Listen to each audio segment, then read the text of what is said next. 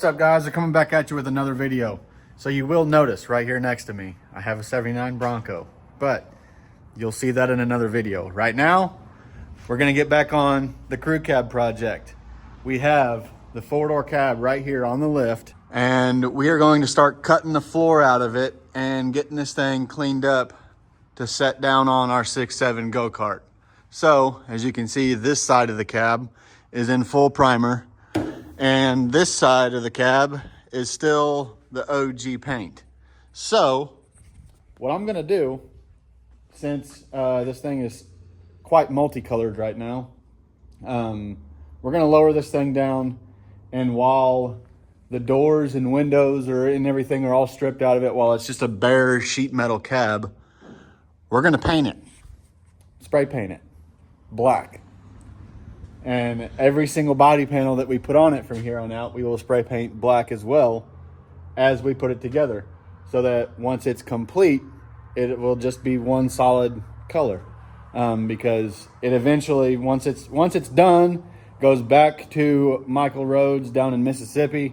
He's gonna go through and have a bunch of body work done on it and have it completely painted and fully restored. So just for the time being, we're gonna spray paint it black, and then we're gonna get the firewall and the floor completely cut out of this thing today. So, I mean, this is episode number 2. I'm pretty much gonna set you guys up on the time lapse, and we're gonna get into it. I'm gonna drop her down real quick, drop her down a little bit lower right here, and I'll show you guys exactly where I'm gonna be cutting, how I'm gonna be cutting, and what we're taking away from this thing. Let's go. All right, we got her down here where we can see a little bit better. So this pinch weld right here, this little sidewall and this pinch weld is basically where we're gonna be cutting it at. We're gonna be cutting it right along this bend, right down through here, and all the way down the side of the rocker, which means this brace is gonna get cut out right there, and we're gonna cut it right along this bend all the way down through here. And then once we get back here, this rear cab support structure right here at this bend is where we'll cut it along the back. So everything is gonna get cut out straight, smooth to the outside edge of that whole body, along the cowl, up here along this bend, just the same. So I'm gonna go ahead, probably set you guys up on time lapse. There's a lot of stuff inside the cab that we need to clean up and get out of there before we start walling around and cutting the floor out. So we'll get some doors open, get inside the cab, get the cab cleaned out, and get down into it, start cutting this floor and firewall out. Let's freaking go.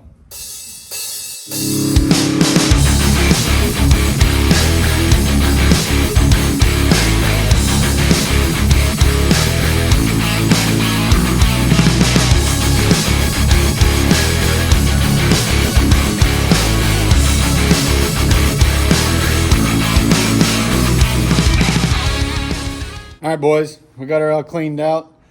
So now I'm gonna go ahead and set you guys back up on the time lapse, and we're gonna get the dash and the steering column and everything pulled out so that we can get back there behind, disconnect what wiring needs disconnected, and then be able to cut the firewall and everything out and not have any holdups.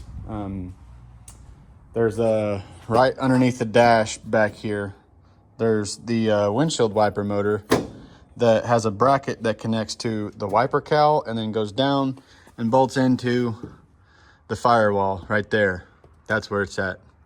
And then we also need to unbolt the brake booster, get that stuff down out of the way so we can get back here and cut. And then there's another bracket that goes from the cowl right here down to the steering column support. So all of this needs to be taken apart and stripped down to ensure basically getting it cut apart. You know what I'm saying? Like, it's pretty self-explanatory. But yeah, we're gonna go ahead and get you guys on the time lapse. We're gonna pitter patter and get at her. Let's go.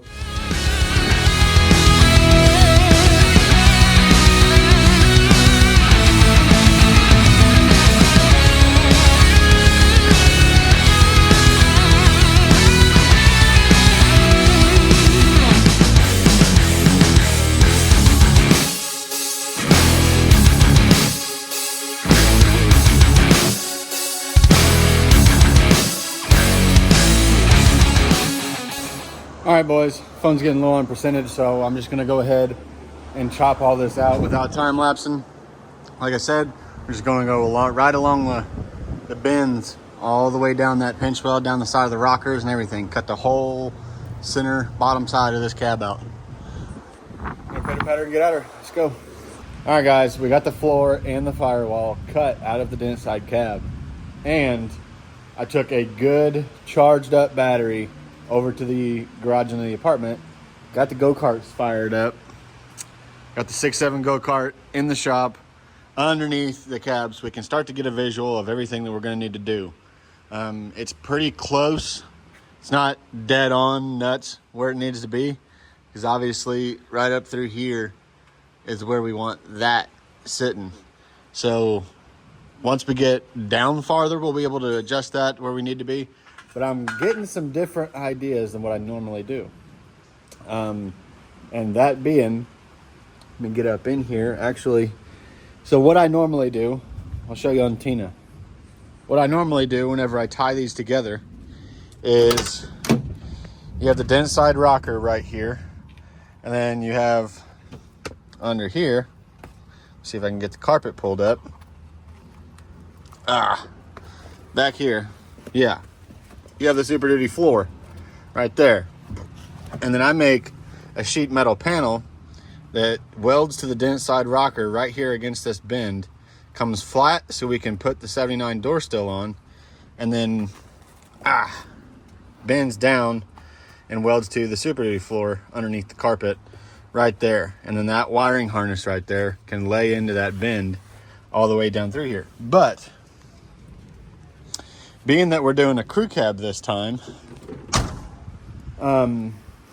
it would be kind of odd or weird to do it that way, in my opinion, because of this right here. So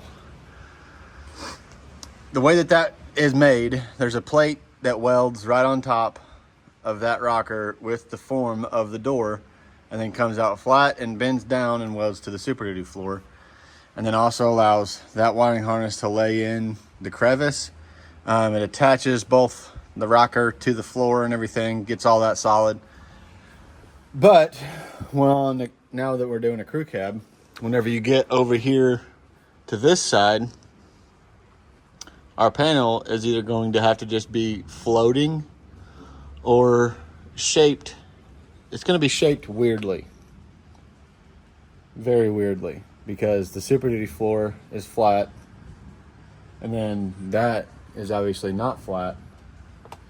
So what I'm thinking about doing, my new idea for a crew cab swap, is I'm going to go through and wire wheel the bottom end of these rockers, this whole section, all the way down through here. I'm going to wire wheel it, clean it up to bare metal. I'm thinking about using this piece right here, this piece of metal right here. I'm thinking about using that as a pinch weld, the same way that the Super Duty uses this as a pinch weld right here. So we'll just slide our door gasket over the top of our pinch weld, and then attach the Super Duty floor to the bottom side of the rocker down on this end. And then we'll use the plastic Super Duty door still clip-on threshold plates that pop into these holes right here. We use those plastic threshold plates and see if we can get all of that lined up.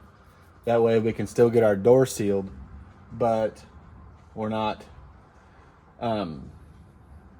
mounting carpet in there and coming up at an angle and then it just being a loose flap in the back, or taking the chance of caving in down here on the side. Because the way that this crew cab floor is made and the way that this crew cab is made, if we did that, there would be a dead space that would be, you'd basically just be able to push the carpet down in and it would come off the door still anyways. So that's what I'm going to try to do, is clean these rockers up and use this as a pinch weld, and then use the Super Duty plastic door still plate, the threshold plates. I'm really having an issue talking today, and I'm gonna try to not edit this clip out. So I hope you guys can understand me, because that's what I'm planning on doing, is all that.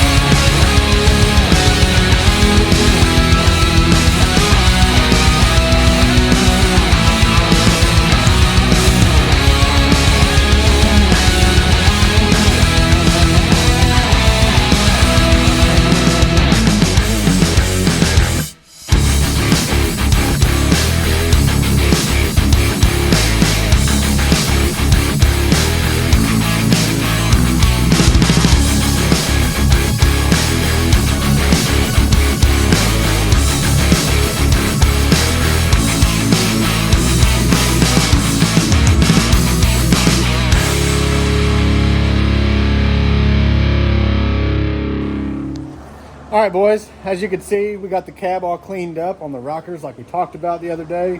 And we got the go-kart back in here underneath the cab. And it is time to start trimming this thing and cutting these door jambs and getting everything slimmed down to get this cab to slide over it. I love these 2011 and I guess it's a 6.4-2. I love these style dashes. How you can take the side trim panels off of them completely. Because on the early models, like the 6.0 and the 7.3, I ended up scratching the outsides of the dash on both sides. Getting the cab slid over, like this point right here on the rockers ended up scratching the crap out of the sides of the dash. So it's pretty neat on these how I can take all of that off and not have to worry about it at all anymore. So what I'm basically going to be doing is cutting this door jamb down here where it meets the rocker, right down through here. That's where this is where I'm gonna start. We'll make that cut. I'm gonna cut all the way up this pinch weld, all the way to the top. I'm gonna cut around the front side of the door jamb. We're gonna cut these off.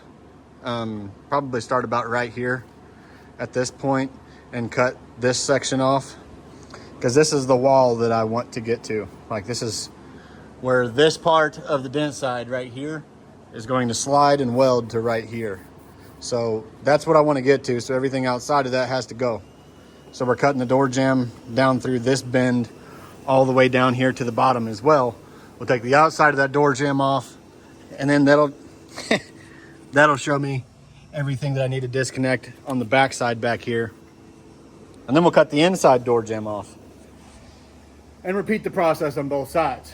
Now, the cowl area up here, my computer is gonna have to come off and just lay over here in the engine bay for the time being, because this cowl is gonna get cut straight across there. And we're gonna end up getting this thing trimmed up and cut to where this sidewall comes straight up and sort of angles up to this point right here. So everything outside of this will get chopped off, aside from the dash frame itself. We're just cutting the dash frame right here where this bend is at, because that actual plate on the inside right there, this will sit pretty much flush up against the Dentside door jamb. So we don't have to take that out, but I'm pretty much going to set you guys up on time lapse and pitter patter and get at it. Start cutting. I've been procrastinating it all day, after I spent quite a few hours wire wheeling all that. So I'm gonna set you guys up on time lapse and start cutting until I'm tired of cutting, or until we get it fitted. Let's go.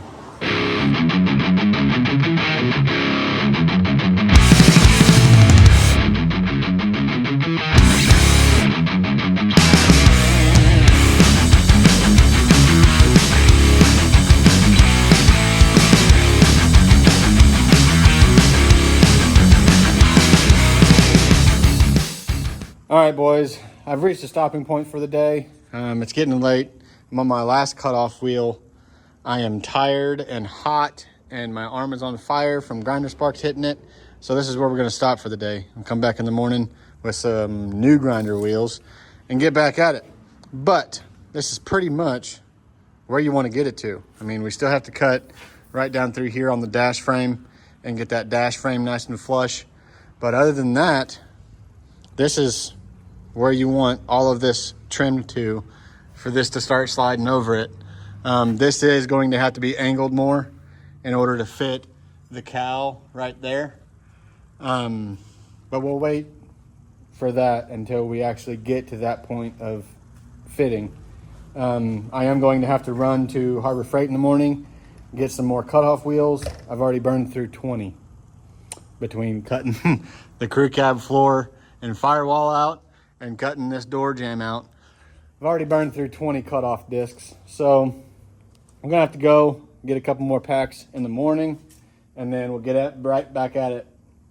We'll get back at it early in the morning and try to have this thing fitted by tomorrow evening and have this cab down on the old go-kart here where it needs to be, because I need my lift back. I'm tired of my lift being fully tied up with a cab in hovercraft mode. So yeah, I'm gonna call it a night, go enjoy myself, take me a shower, clean up, maybe go for a little Jeep ride, come back out in the morning. Let's go. All right, boys, we are back. I went this morning, got us some, we got restocked. No, we'll just put it that way. Got restocked on cutoff discs. I got 30 this time, instead of just buying, because I buy them in packs of 10 from Harbor Freight. We got 30 cutoff discs here now. So we are set, and should be set, to completely get all of this trimmed up and start fitting. Today I'm gonna go ahead and chop the rockers off like we talked about, just inside this pinch weld on the top all the way down, and then we'll cut the bottom side of the outer rocker off. I'm gonna have to take this seat back out because obviously we are stretching our length there a little bit too far. So the seat's gonna come out, and then I think the floor is gonna get chopped right back here at the hump somewhere in order to line up with where we need to be. But yeah, I'm pretty much just gonna set you guys up on time lapse and start messing around with stuff. That's really all there is to talk about right now. So pitter patter, let's get at her.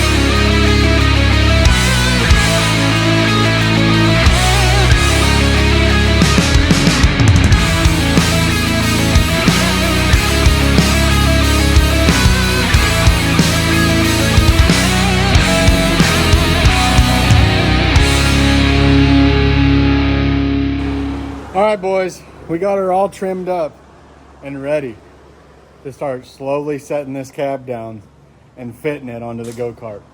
Now, one of the bigger questions that I always get about these swaps is how does it fit? How good does it fit? How hard does it fit? What's it take? This goes to show you how freaking close these things are in similarity. Like, it's nuts. So I just lowered the cab down a little bit and got it set to the dash on this side right here. And then if you come over here to this side, we're also set to the dash on this side. Like, it's literally the exact same width. Maybe off by like 1/8 of an inch or 1/4 of an inch, something like that. But it's not that far off at all. Like, they literally slide together. I mean, if you've watched this channel enough, you know they slide together. But it just blows my mind every time. Every time I do it, doesn't matter how many times I do it, it blows my mind whenever I get it like that, and it's just right there. Like, it's just so cool. But all right, I am going to go ahead and set you guys up on the time lapse, and I'm gonna start lowering this thing and see what it's gonna take. Like we've talked about in the past, the way that these Dentsides are, you can tell looking at it right here, it doesn't just go straight up. It sort of goes up and narrows at the top, sort of like a U shape, almost like a horseshoe kinda. And this is straight up and down. So the bottom side of the cab won't have an issue fitting over everything. It's the middle to the top that you got to fit and work around. So we're going to set you guys up and see what happens. Let's go.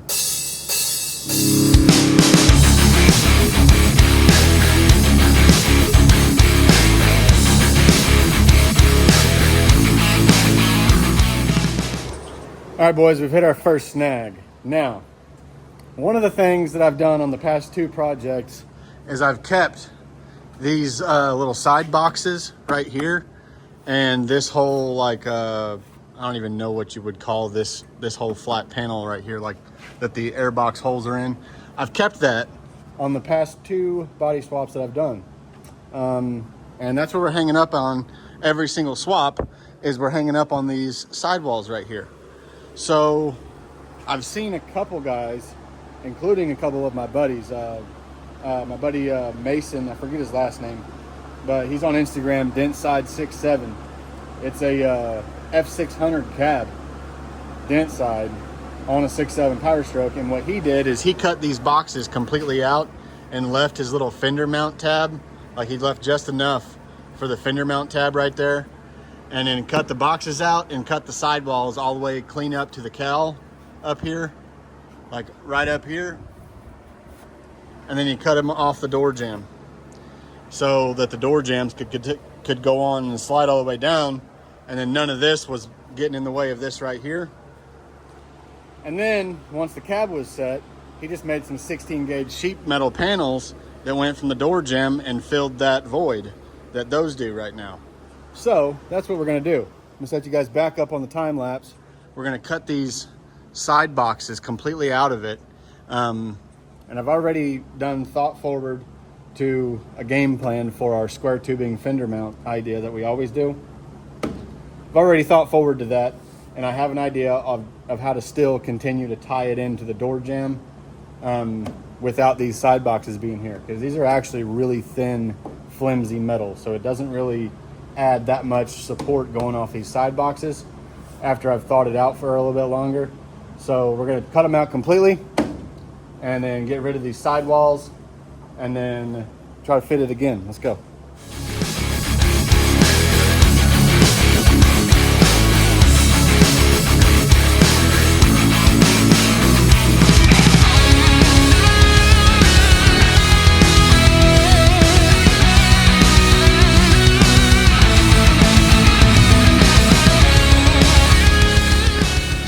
All right, boys, it amazes me at how much we've gotten fitted and how little I've been working on it now.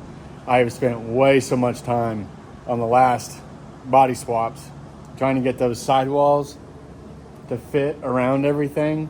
Whenever I could have just cut them off and did it this way. Like, it's mind blowing.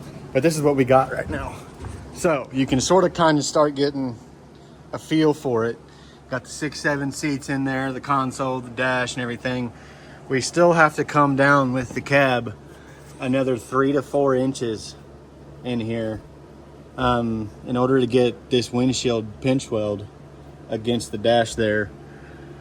So we're gonna have to come back up and trim some more off. But being that we cut it out the way that we did, it is a heck of a lot easier to see where and what needs cut inside here. Like you can see right there, we're hitting right here on the Super Duty firewall, the dash cowl, hitting right there on the wiper cowl of the Dentside. So we need to pick it up and trim that Super Duty dash cowl out a little bit more, probably on both sides. And then the back of the cab on this other side is sitting on one of the stupid 6-7 frame brackets that's like literally pointless. There's nothing that goes there. So we're sitting on that bracket. Gotta take that bracket off, trim our dash cowl up a little bit more because we're right there getting close to hitting on both sides. So trim the dash cowl up to get that bracket off, set it back down and try again. But my phone is also only on like 10% right now. So I think what I'm gonna do is take a break, get the phone charged up, probably get some food, and then we'll come back at it in an hour or two and get her fitted down the rest of the way tonight. Let's freaking go. All right, boys, I'm back in the shop. And like I said in the last clip, we got some trimming to do. Get this cab down a little bit farther, right up in there. We're gonna have to get rid of our plastic box here and get our cowl, our Super Duty cowl underneath there, trimmed out to the shape of the Dentside here. So these walls up in here, we're obviously sitting right here. So these are gonna have to get trimmed out a little bit more of an angle up in there like that and up at an angle. And then we have this bracket on that side that we need to disconnect off of the frame rail. It's literally just sitting there with nothing. Like I see 0 point in this bracket being on this frame. I don't know why it was even on there from factory or what went to it, but we're taking it off. So I'm gonna set you guys up on the time lapse. We're gonna get back at it, try to get this cab fitted today. Let's go.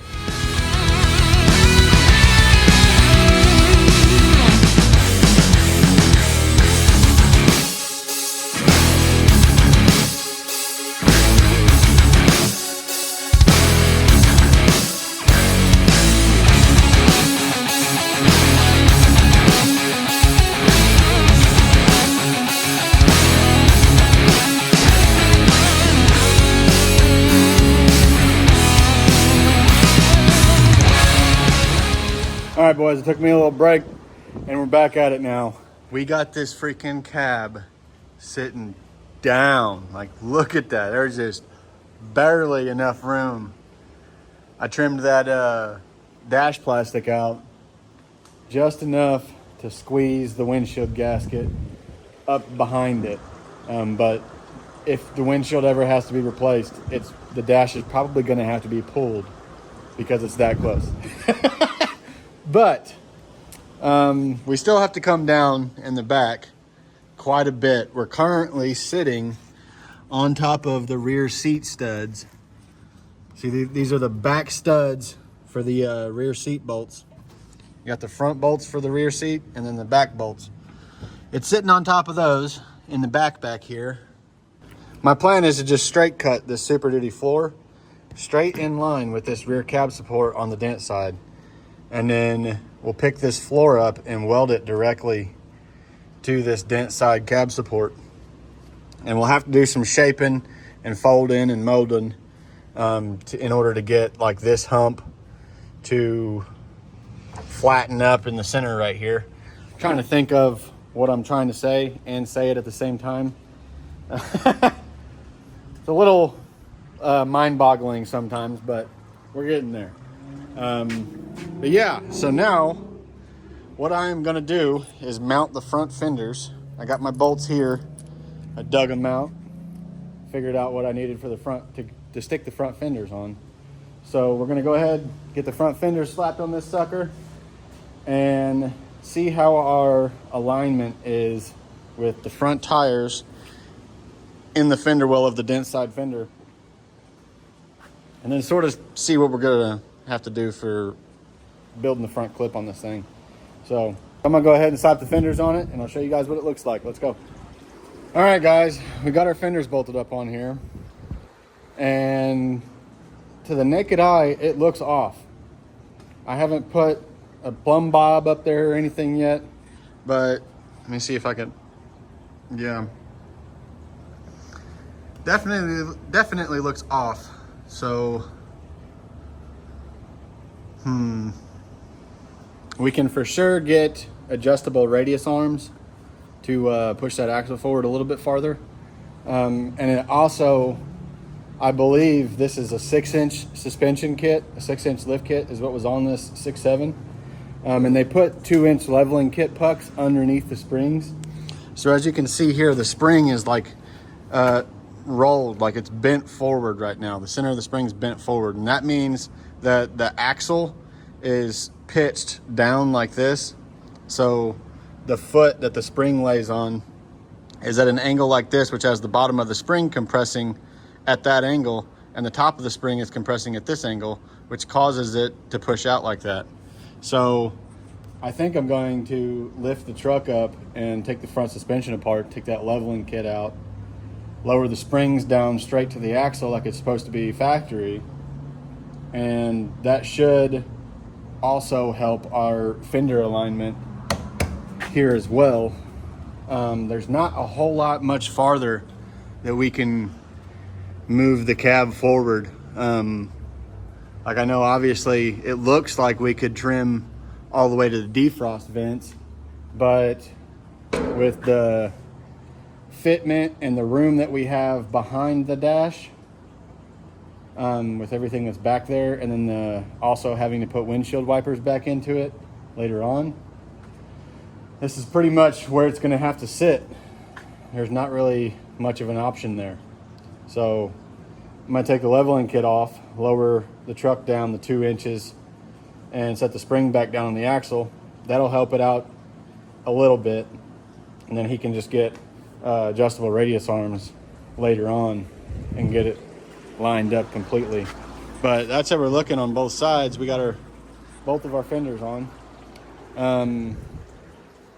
I don't really think there's going to be a whole lot more that I'm going to do in this video.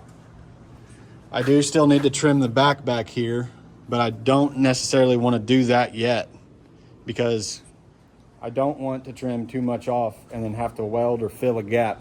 I want to be able to meet the Dentside and the Super Duty floor flush and weld it up. So I'm going to wait until I know for sure that my cab is set where I want it, and then I'll trim the back off and get the back of the cab setting right. But I'm going to try to see if I can find a couple buddies to come over and help me lift the Dentside bed, the short bed that we have outside, get it lifted up onto the cab or the frame here, and get it set on here and see how far off the body lines are from lining up. I imagine we're probably going to have to put some sort of a body lift underneath that bed in order to get the dent line lined up, because the cab is sitting at least an inch higher than what like Tina and the Wyoming 736 speed swap truck did. These 6.7 dashes sit a little bit higher off the firewall, and being that we're lining the cab up with the dash, the cab's sitting a little bit higher as well now. So that's where we're at. I'm going to try to get the bed on here, and then we'll probably close the video out, and that'll be episode 2. Let's go. Well, boys, we're in a predicament. I went to fire the old swap here, went to fire it up to back it out of the shop so we could pull it out in the parking lot and set the bed on the frame. And we have no power. So I have missed the ground somewhere or something. I have No clue. I have looked this thing over and looked at fuse box diagrams and checked fuses. I'm lost. So I'm probably gonna have to end this video right here. And you guys have to come back next time and see if we make it. Because I don't know what the heck's going on. It's gotta be something simple. I really, really hope I didn't fry the computer, which I don't think I did because I disconnected the battery before I started cutting and beating on anything. But we just simply do not have any ignition power. And I know the batteries are charged 100%. So that's it for this video, guys. Thanks for watching. Like, subscribe, share it with a friend. Let's keep this channel growing. I will probably see you guys again on the Bronco video. That's probably what I'm going to release next because I need to get it back on that. Once I figure out how to get this thing fired up, I need to get on the Bronco, fix the rust on the Bronco so I can get it posted for sale and get some money in the pocket. So thanks for watching. Come back, guys. Hopefully I'll get this thing figured out. I know I will. It's just a matter of time and mentality. So peace. All right, boys. So I went over to the house and cooled off, took my boots and my pants off, changed into shorts, chilled out for a while, decided to come back out here to the old CREWCAB swap and take another look at it and see if I could figure out why I wasn't getting power to anything. And mind you, we did have low voltage on the batteries. The batteries were down to like 8 volts. So before I left earlier, I put the batteries on the charger. But anyways, I come back in here just now to take another gander at it and look around. I went ahead and hooked the batteries back up, tried to turn the key over, no power to the gauge cluster at all. And wouldn't you know it, I cut some wires. Right here, this harness was laying right back here behind this wall. I've pulled it out a little bit, but it was laying right back there against that cut right there. And there's a good handful of wires in there. So I'm gonna have to pull that loom back, do some butt connecting and heat shrinking and get that fixed. And then we'll, fingers crossed, that's our issue. See you guys in the next video.